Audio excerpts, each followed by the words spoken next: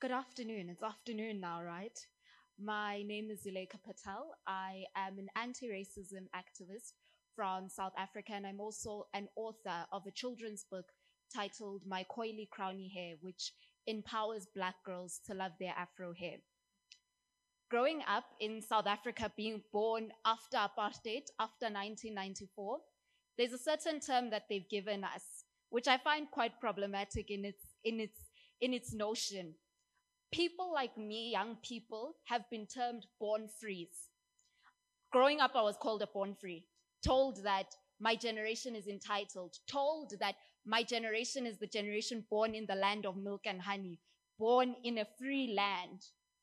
But the life I lived was the opposite of the life of a so-called born free. Growing up, I was born to an Indian immigrant father and a Black mother. And the complexity of my Black, Indian, Muslim identity created a lot of problems growing up. When I was with my father, because of the Blackness that exists in me, I was always asked where he found me. So it was practically, I was practically being told that I could not be his daughter because of how I look. And when I was with my mother, she was asked where she found me. Where did you find this light-skinned child? And so because of the difference in our shades, our tones, I was told that she can't be my mother. And that is the reality of South Africa today. Many believe that racism, systemic racism, was buried in 1994. But the reality is that it wasn't. Till today, the quality of an average Black person's life is not so different from what they lived under the apartheid system. Today in South Africa, we still practically live the Group Areas Act, an act which was introduced by the apartheid government to segregate us, which pushed Black people further out, to take away Black people's access to healthcare, access to the economy, access to opportunity. Till today, that is how an average young Black person still struggles with access to opportunity. Townships still look exactly as they looked under the apartheid system. And so when I was growing up, for me, I did not believe in the notion of being a born free, because I kept on asking myself, where is the freedom? You know, I understand that there is political freedom. I'm able to vote as a young Black woman today. Everyone is able to vote. We have a Black government, a government that has a huge number of women. We have a world-renowned constitution that even touches on issues of restitution, redress, gender equality, and equity. However, the reality is that there was no economic freedom, and that it's not enough when merely only laws change, and that the same oppressive systems that were built by a bunch of white men that came to South Africa and colonized us still exist, but with a different face, a face that looks like us. And so when I got to high school, where I was prompted into my activism, growing up, I was always reminded about how my education meant so much more than just being my education, because I was born to an immigrant Indian father who immigrated to South Africa and did not get the opportunity to be educated and access a university education. My mother is a product of a system called Bantu education, which was introduced in 1953 by the apartheid government to train Black people. It was a system that taught Black people to learn to become laborers to a white man, in which they did not invest into the education of a Black person. And so when I was born, I was constantly reminded by my parents, your education is more than you.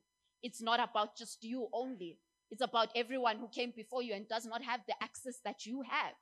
And so when I went to a formally segregated high school, a school that was built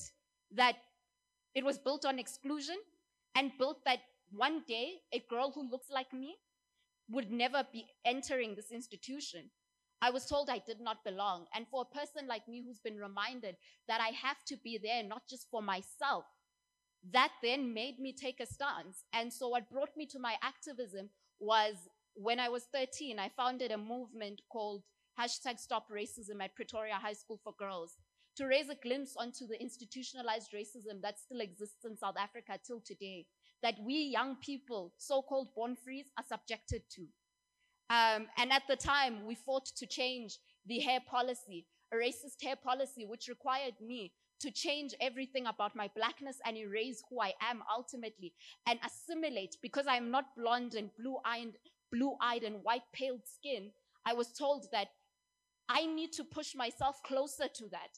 I need to straighten my hair, change the way I look, erase who I am in order to fit into this education system, which those policies completely oppose and are unlawful to the constitution we have.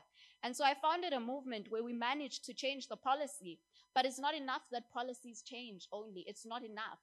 And at that time was also the time I found my feminism, because that also highlighted how it was beyond just hair as well. This was about the autonomy and how systems of racism have always enforced oppression over the autonomy of Black women and how Black women express themselves. And so it was also about how Black women express themselves, and that we as Black women in South Africa are still not yet where we are supposed to be. There's still so much that still needs to happen for us. I mean, Black women in rural areas, the most oppressed people in our country. There's so much more that still needs to happen for us to be truly free. And going back to the theme of today, because I'm aware of the time constraint, justice and accountability. What does justice and accountability look like today in South Africa? Why are we where we are today? That the systems of the remnants of the apartheid system are still existing in South Africa. And there's been policy change, there's been constitutional change, a change in who runs the government, but the oppressive system still exists. So what does justice and accountability look like in that?